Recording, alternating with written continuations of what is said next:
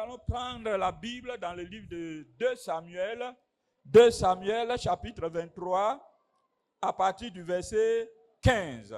David a eu un désir et il dit, qui me fera boire de l'eau de la citerne qui est à la porte de Bethléem? Alors les 3 vaillants hommes passèrent au travers du camp des Philistins et puisèrent de l'eau, de la citerne qui est à la porte de Bethléem. Ils l'apportèrent et la présentèrent à David. Mais il ne voulut pas la boire et il la répandit devant l'Éternel. Il dit, loin de moi, ô Éternel, loin de moi, ô Éternel, la pensée de faire cela. Boirai-je le sang de ces hommes qui sont allés au péril de leur vie? Et il ne voulut pas la boire. Voilà ce que firent ces 3 vaillants hommes. Dis Amen. Amen. Dis Amen. Ce que je vais donner comme thème pour notre message, c'est le désir de l'homme de Dieu. Alléluia. Bien-aimés, souvent, quand on parle de désir, on a tendance à croire que cet homme qui parle de désir est un homme charnel. Le désir peut être charnel, mais il y a aussi des désirs spirituels. Nous allons parler de David, un homme qui a connu la guerre, un homme de guerre. C'est à cause de la guerre, que Dieu même a refusé à David de pouvoir construire sa demeure. Dieu a dit, peut-être c'est ton fils qui va sortir de toi, qui va faire ce travail, mais toi, tu ne pourras pas parce que tu es un homme de sang. Voilà que cet homme qui connaissait tout, qui savait ce que c'est que l'ennemi, il a eu un désir. Il y avait aussi à cette époque des gens qu'on appelait Philistins. Et ces Philistins étaient des hommes forts, des hommes qui étaient nés dans la guerre, des hommes habitués à la guerre. Ils sont nés, leur travail c'était la guerre. Et leur sujet principal c'était Israël. Ils attaquaient Israël et ils faisaient tout pour que Israël soit en déroute. Dis Amen si tu me suis. Voilà que après une partie de guerre, David et ses guerriers et ses hommes étant peut-être fatigués, il a décidé de se retirer dans une caverne. Devant la caverne, entre la caverne et là où il a demandé aux gens d'aller chercher de l'eau, il y avait des Philistins qui étaient installés. Ils avaient leur camp là. Alors, cet homme qui était assis dans la caverne avec ses guerriers, il a eu ce désir. Et il a dit à ses frères, à ses sujets qui étaient là, il leur a dit simplement, oui, je vais boire l'eau qui se trouve à la citerne de Bethléem. Or, pour aller à ce puits, il fallait traverser le camp des Philistins. Et quand nous parlons de Philistins, ce n'est pas n'importe qui. C'était des hommes qui étaient habitués à la guerre. C'était des hommes qui étaient habitués, à tout ce qui est mal. C'est de leur tribu d'ailleurs que Goliath est sorti. C'était des hommes de guerre. Voilà. Et David savait ça. Il était au repos avec ses guerriers. Mais il a eu le désir de vouloir boire l'eau qui vient de la citerne de Bethléem. Or, avant d'arriver à Bethléem, tu devais traverser le camp des Philistins.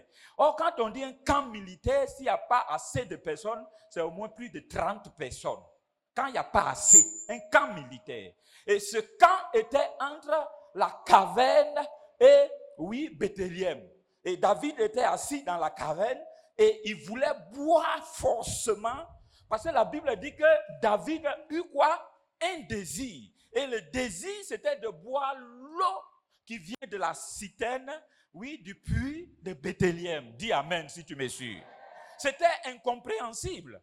Comment un homme comme David qui connaît la guerre, qui sait que pour aller dans ce puits, il faut traverser un camp militaire. Il savait bien ça. Et il savait que, quand on dit un camp militaire, il y a toujours des gens qui sont de garde. Il y a toujours des gens qui sont prêts. David savait ça. Et il était assis tranquillement chez lui et il dit qu'il veut boire l'eau qui vient du puits de la citerne de Bethléem. Alors, ceux qui étaient autour de David ne comprenaient pas. Est-ce qu'il n'y a pas de l'eau en Israël? Est-ce que David n'avait pas de l'eau là où il était? En réalité, il y avait de l'eau. Mais le désir que David a eu, c'était de boire l'eau qui vient de la citerne de Bethléem. Il voulait boire à tout prix l'eau qui vient de la citerne de Bethléem. Or, pour avoir cette eau, il y avait un prix à payer. Amen, amen, amen. Ce qu'on appelle les Philistins, ils savaient que c'était des hommes de guerre. Il s'est assis tranquillement dans sa caverne, au milieu de son peuple, au milieu de ses serviteurs. Et il a déclaré avec fierté, oui, je veux boire l'eau qui vient de la citerne de Bethléem. Je sais que parmi ces sujets, il y a beaucoup qui se sont plaints. Ils vont dire, mais le vieux là, il veut quoi? On a de l'eau. Même si c'est l'eau plus propre, là, on a ça ici. Mais il dit qu'il veut boire l'eau qui vient de la citerne de Bethléem. Or, il sait que pour aller là-bas, c'est la guerre. Pour aller là-bas, il faut affronter une tribu vraiment forte. Mais il dit que c'est cette eau qu'il peut boire. Alors, parmi eux, qui pouvait le faire? Mais la Bible dit, il y a eu 3 personnes qui se sont levées. Dis Amen. Il y a 3 personnes qui se sont levées, qui ont dit à David, nous, on va aller. Amen, amen. Ah oui, je prie que le Seigneur donne ces gens de disciples aujourd'hui aux serviteurs de Dieu au nom de Jésus. Des gens qui sont prêts à donner leur vie pour leur leader au nom de Jésus. Donc, ces 3 personnes ont déclaré que nous, on peut aller. Et ils sont partis. Ce n'était pas facile. Ce qu'ils ont fait en route, ça, on ne peut pas nous expliquer. Parce que ce que nous savons, ils ont traversé un camp militaire. Bien aimé, si c'est un poste militaire, on peut comprendre. Il peut y avoir 2, 3 ou 4 personnes, on peut les éliminer facilement. Mais on parle d'un camp. Et un camp, il y a au moins 30 personnes. Mais 3 personnes se sont levées. Et pour aller dans ce puits, il faut traverser ce camp. Et ces 3 personnes ont traversé ce camp en quoi faisant? Parce que les Philistins, on ne joue pas avec eux. Tu les tues et puis tu passes. Si tu ne les as pas tués, ils vont te tuer. Donc ces 3 personnes ont tué tout le camp militaire pour aller jusqu'à la citerne, pour puiser de l'eau, pour ramener l'eau à David. Alléluia. Ils ont détruit les gens. Ils ont blessé les gens et on pouvait les tuer aussi facilement. Mais ils ont tout fait pour traverser. Et quand ils ont envoyé l'eau, David ne voyait plus l'eau, mais il voyait le sang des guerriers qui sont partis. Et quand il a regardé, il dit, oh, boirai-je le sang des hommes qui sont partis pour chercher cette eau? Non, je ne peux pas. Et qu'est-ce qu'il a fait?